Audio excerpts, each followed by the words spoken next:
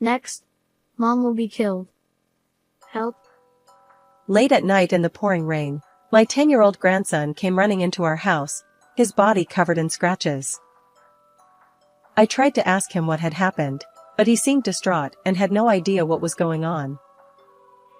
He just shouted, Stop, Dad.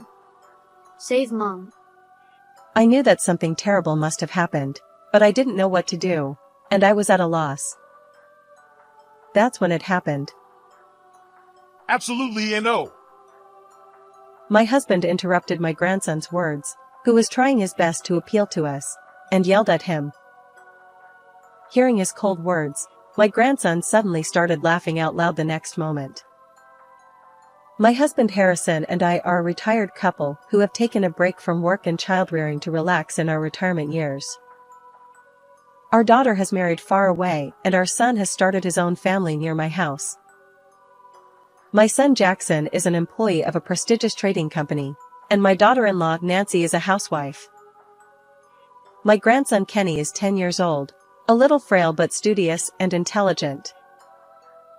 Both our son and his wife and our daughter and her husband have no relational problems, and I spend my days with my quiet husband, taking occasional trips and taking care of our grandson, which is the ideal retirement for me. So I have nothing to complain about such a life. That's what I thought. Oh, Kenny, how did you get that bruise? Well, I fell down. One day when Jackson and his wife came to visit us as usual, I noticed a large bruise on my grandson's arm. Where did you say you fell? I forgot. When Kenny answered bluntly, he turned away from me and began to concentrate on his reading. I wondered if he had fallen down while playing, and I suddenly wondered, come to think of it, when was the last time I played outside with him? My grandson, who was an indoor person by nature, spent his time reading books and solving problem books when he came to our house. That in itself was not a problem, but it seemed to me that his enthusiasm for studying was a little too strong. From this time on, the bruises on his body increased every time I saw him. I became concerned and asked Kenny many times, but the answer was always the same: he fell, bumped it, or forgot it, and usually one of those answers would come back. I wondered if my grandson, who rarely plays outside, could have such frequent physical injuries. But after a few repetitions, I found out something. Whenever I asked him about his injuries, he would always ask how Nancy was doing at his side. I didn't notice it at first because it was really only for a moment, but sure enough, my grandson was making some kind of eye contact with my daughter-in-law. Could he really be hiding something from me? I decided to ask Nancy to go out and talk with him alone. Nancy, I have a favor to ask you. I want to give Kenny something as a reward for studying hard, but I don't know what kind of things he likes. Can you buy him something with this? Saying this, I gave her 2 $100 bills. Oh, but is it okay? Such a large amount? That's okay. Keep the change.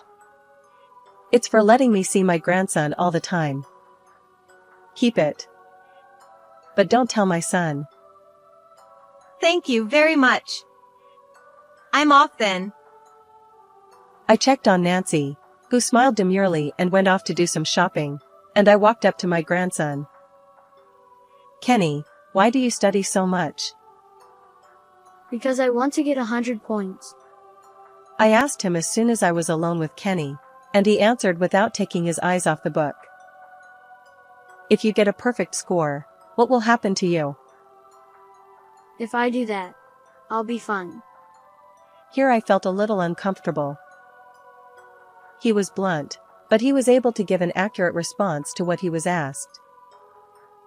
However, I felt that this was not an answer to my question. What do you mean by you'll be fine?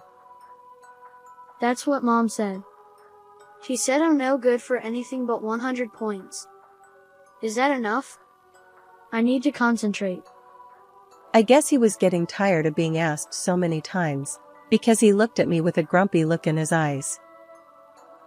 I thought he would not answer my question any further, so I quietly left the room.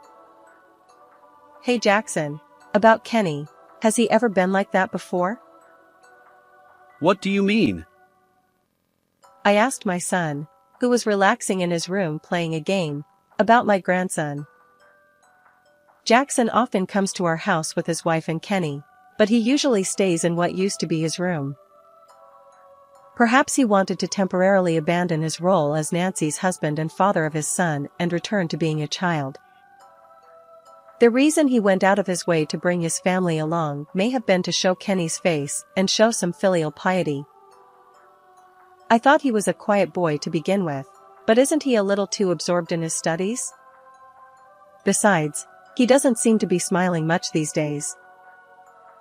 Is that so? I don't think so. My son responded appropriately without stopping to play the game. You know what? Besides, isn't Kenny's body injured a lot these days? Really? I've been so busy with work that I haven't been paying attention to that kind of thing. I think Nancy knows better.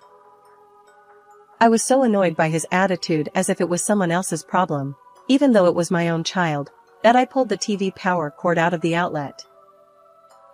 Ugh! What are you doing? I was just winning.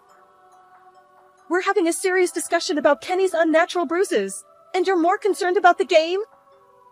How dare you, a father, shamelessly tell me that you don't know what's going on with your child and that I should ask your wife? Raising a child is not only a mother's job. Do you even realize that you have become a parent? I felt ashamed of him, even though he was my own son, and scolded him seriously. I'm a father. I work late every day to support my family, don't I? Nancy is a mother and a housewife, so it's natural for her to do everything for Kenny. It's a division of labor. I guess that's one way of putting it. I was a stay-at-home mom too, but your father cared about you and your sister. Don't you care about your own children? Wow, there it is. There are parents who push their own way of doing things. We're doing fine the way we're doing it. Don't tell me what to do.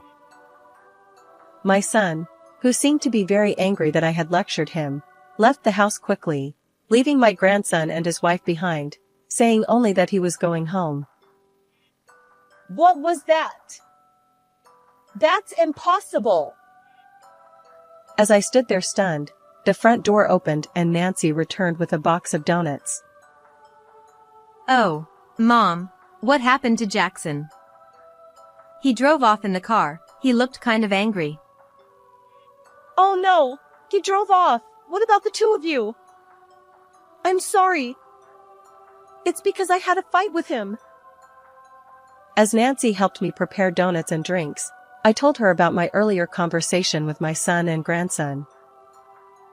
Then she looked depressed for some reason and apologized. It's my fault. I'm a mother and I didn't look after Kenny properly. Oh no. I'm not blaming you. Children can get hurt when they don't know they're being hurt. I didn't expect her to look at me so sadly, so I tried to calm her down, but Nancy's expression didn't change. Besides, why should a mother be the only one who has to know everything about her child nowadays? He doesn't care about Kenny at all. I really can't help it, oh. Suddenly, her wrist caught my eye, and my eyes were glued to it. It was summer and Nancy was wearing a long-sleeved cardigan, and she had a bruise on her arm just like my grandson. Perhaps noticing my gaze, she hurriedly withdrew her hand. I'll take this with me. There was something unnatural about Nancy as she gingerly walked out of the kitchen with the donuts and drinks, the unnatural scars on both of their bodies. And when I saw my grandson seeming overly concerned about his grades and my daughter-in-law panicking, I knew there was definitely something wrong. After that day, I began to actively visit my son and his wife at their home. Because of Jackson's bad mood, I decided that my visits would basically be during the weekdays when he was not around. Oh, Mom. Welcome. Hi Nancy, I'm back from shopping. I got some ice cream. Is Kenny home yet? Yes, but he is studying right now. He has an achievement test coming up. Most of the time, it was only my daughter-in-law who greeted me, and my grandson stayed in his room for a long time.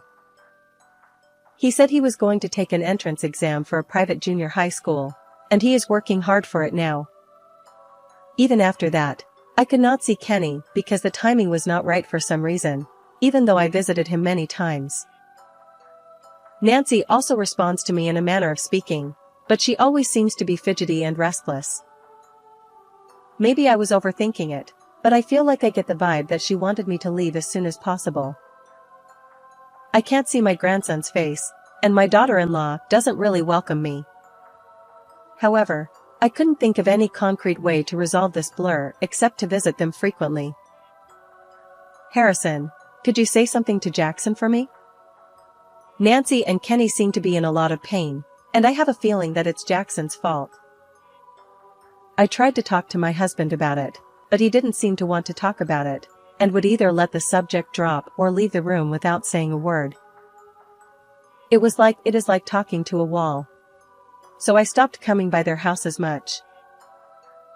Finally, we stopped communicating with each other for about a week. My son never called me back, and I wondered if I had gone too far. But I'm still worried about leaving them alone. If my daughter-in-law and my grandson were having second thoughts about my son, I wanted to do something about it. But I didn't realize at the time that the situation was far more serious than I had thought and had reached a point where I could no longer handle it on my own. Around midnight of the day, I fell asleep, thinking that I would go back to see Kenny and his family tomorrow with a souvenir. Suddenly, the doorbell rang repeatedly, startling me awake. I rushed to answer the door to see what was going on, but it was my grandson who was there. What is it? What's wrong with you? What's this terrible wound? To my surprise, my grandson was standing there shivering, bleeding from all over his body. Grandma, please. Help me. As soon as he saw my face, he looked distraught and hung on. Next, Mom will be killed. You have to stop Dad. Kenny was in a complete panic, and when I tried to ask him what was going on, he just wouldn't get the point. Wait! I need to do something about your wound. Dad got out of control and Mom tried to get me out, and she dropped me from the 3rd floor. But I'm okay. I fell, but the railing caught me. But Mom. After that, my grandson only asked me to stop Jackson and help Nancy. I had to patch him up. But I was also concerned about what Kenny said. I didn't know where to start, so I just stood there holding my grandson's shoulder. Hey, shut up. You know what time it is. Suddenly, my husband's voice rang out from behind me, and I came to my senses. Stop, Dad. Help, Mom.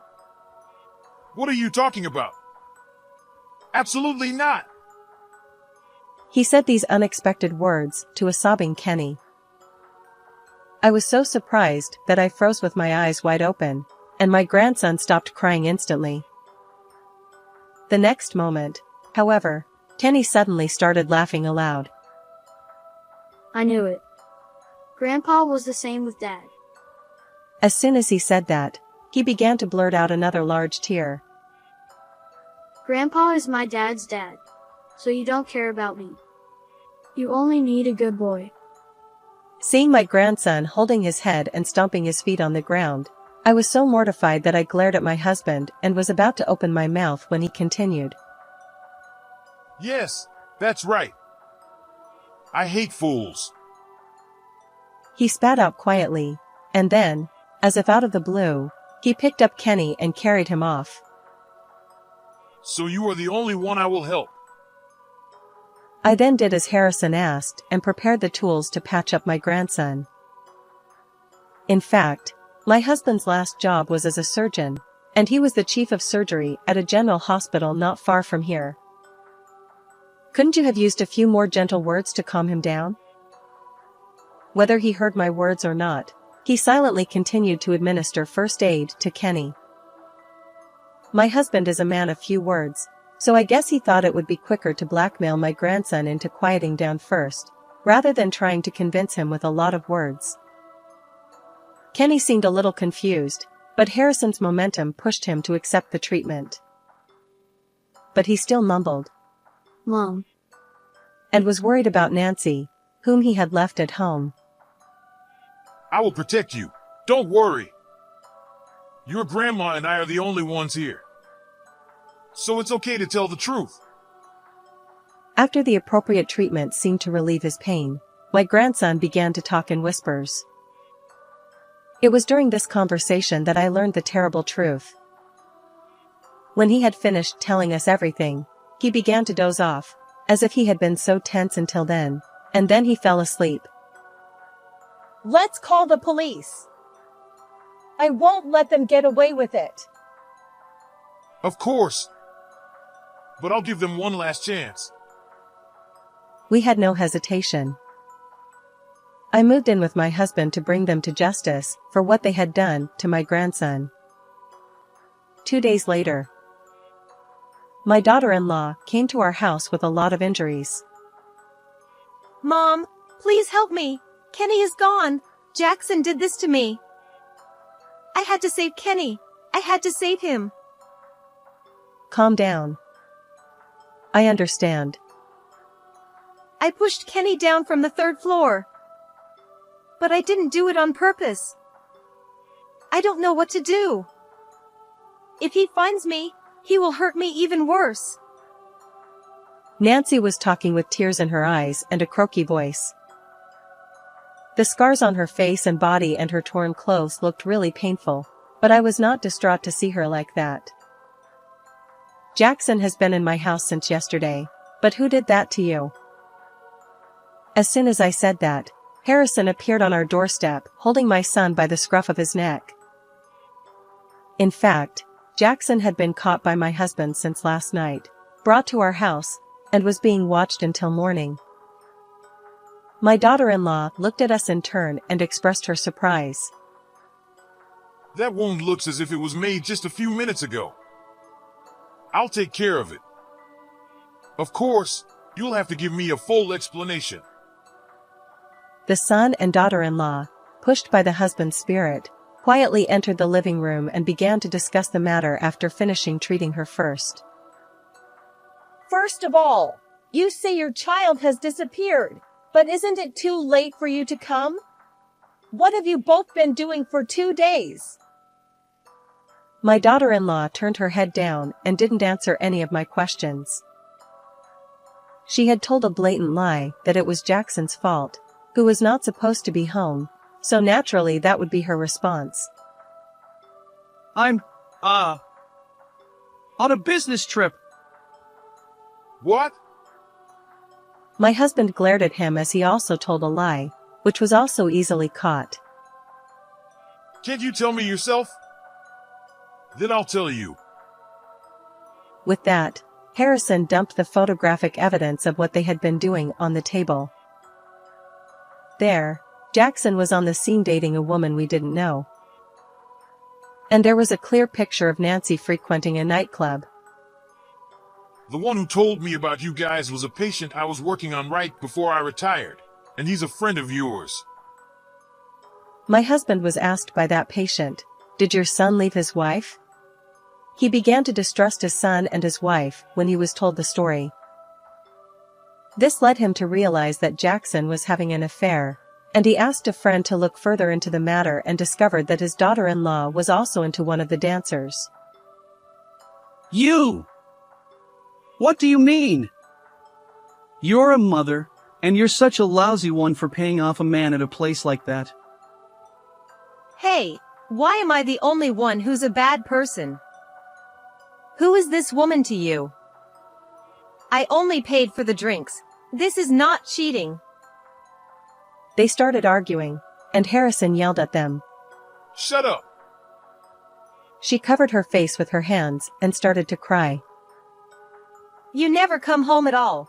You say you're at work, but you're so bossy and bad at parenting, and I've been putting up with it for a long time, but I'm really sick of it, so I wanted to release the stress. To vent your anger, you made up a bunch of lies to your kid to get him on your side, and even lied about your own injuries? When I said this with a cold look in my eyes, Nancy stopped crying instantly. Kenny was scared that Mom was going to get beat up by Dad because he wasn't getting good grades. Nah. I didn't do that. My son was telling the truth, and as proof, my grandson told me that he had never actually seen Jackson harm her. So who was telling him that? When I asked him, he said his mom told him so. First of all, Kenny said he was worried about his parents, but now his dad is having an affair. His mom is playing with a guy, and I feel sorry for him. But Kenny is actually injured. About that, this is your account, right? I showed my daughter-in-law a certain social networking account. It's interesting. It's very popular among my friends. It's a good way to pass the time in my old age. I had no idea that my pastime would be useful in such a way.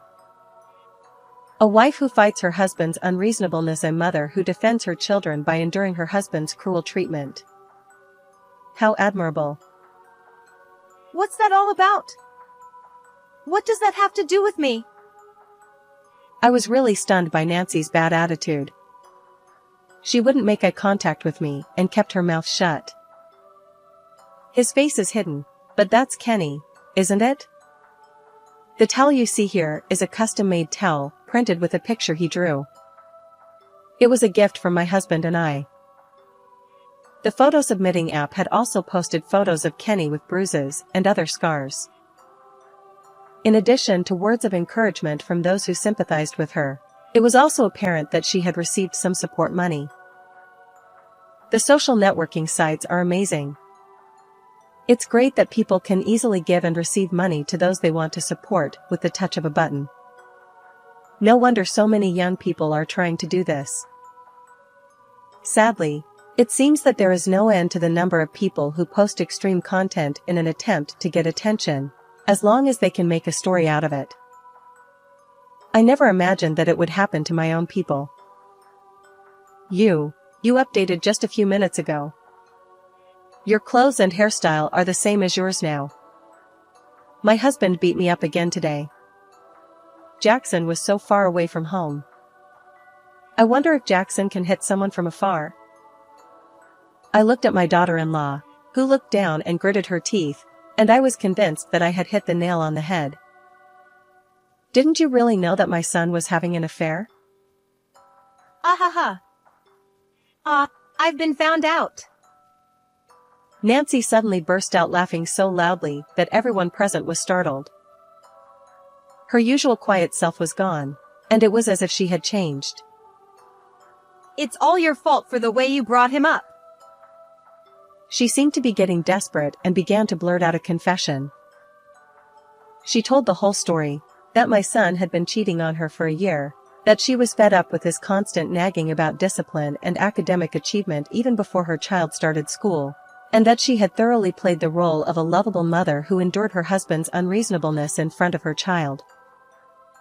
Daughter-in-law said, Kenny, as long as you study hard, you'll be fine. I don't care how much it hurts as long as it's for you. Nah, you know what? Jackson, thanks to me, Kenny has become a good, studious boy, just the way you like him. My son was shaking when Nancy spoke to him. She had injured her son to gain more supporters, and even disguised her own physical injuries as if they had been inflicted by her husband. I'm not going to do it just to end up getting beat up. I was going to use whatever I could get my hands on and play around with you and then leave you. Oh, what a shame. My daughter-in-law, with a mean smile on her face, turned away and said so. Wait a minute. Did you just say something usable? Don't tell me you're talking about Kenny. Are you saying that you used him as a tool to draw sympathy from others? So what? He's my child, so it's okay. Are you serious? Don't you know how much Kenny has been hurt by your selfishness?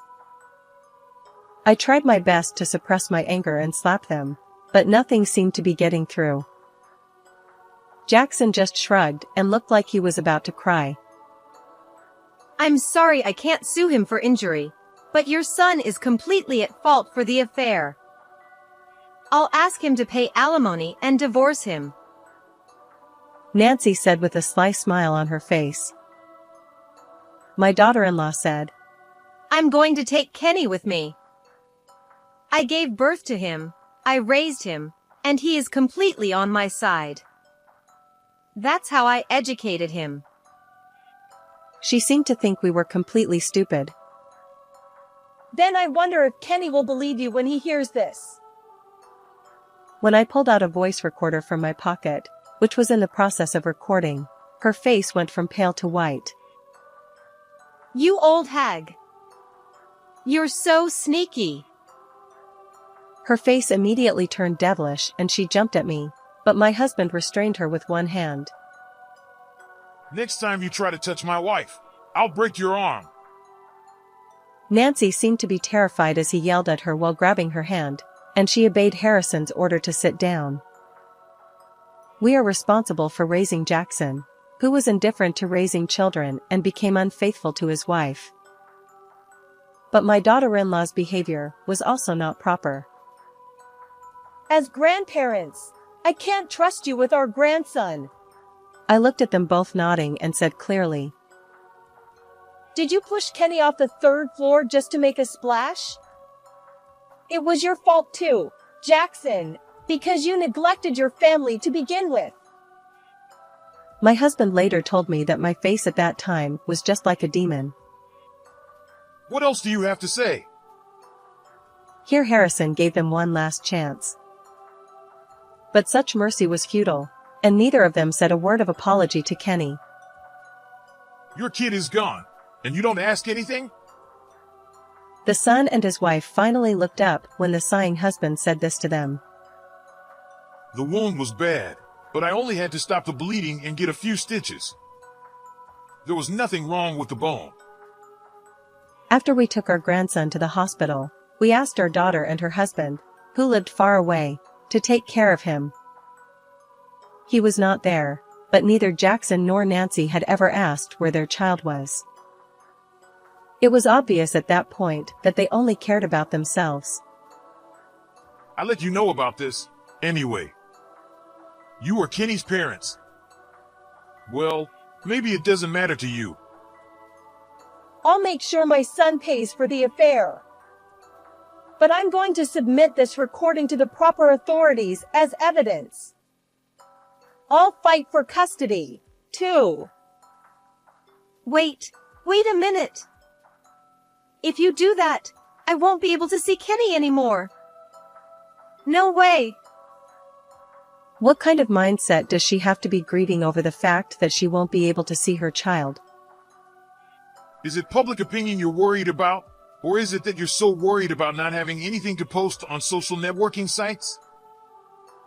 Harrison told her so, and she stared at us in frustration. Oh, you know what? I'm the victim, right? She was the one who hurt Kenny. My son, who had been silent the whole time, muttered something in a voice like a mosquito, but what was it with him and his wife? Of course you're just as guilty as her. Why don't you go and see your lover? Don't get involved with us anymore. I called the police. You two, you're going together. Jackson and Nancy, after we had said our last words to each of them, we had no choice but to kick them out of the house. A police car was already parked at our front door, ready to go at any moment. No, no, no, it's not right. I'm your son, not this guy. If the neighbors find out that I got into trouble with the police. Yes, that's right. It would ruin your reputation to have a criminal in your family. I don't care what you say. I don't want you here for 1 second. Besides, we're not your parents anymore. My son and his wife were ranting and raving, and I, in turn, was yelling back at them. I was not the least bit bothered by the stares of the neighbors who came out of their houses when they heard the commotion, nor by my husband's voice when he noticed and stopped me. In the end, the son and his wife were taken away with a disappointed look on their faces. My son was sentenced to pay his wife $45,000 in alimony, and Nancy was found guilty of injuring her son and sentenced to 1 year in prison. The audio evidence left on the voice recorder and a detailed examination of Kenny's physical injuries were the deciding factors. Although she fought with us for custody of our grandson until the very end, the court officially ruled that she was not qualified to be his mother. Why did she think she could win when she had been going to nightclubs right up to the trial and had used all the alimony she had received from our son to pay for it? They both wanted to meet Kenny, but of course we refused and we moved to another place with our grandson. Harrison and I discussed this and decided not to tell Kenny the truth about his parents, only that they would always think of him even though they were apart. 2 years later, he passed the municipal secondary school entrance exam in his new place. Through lots of involvement with my husband, he has begun to develop an interest in a career in medicine. I will continue to do my best to support such a dream of my grandson. What did you think of this story? Please subscribe to our channel. See you in the next video.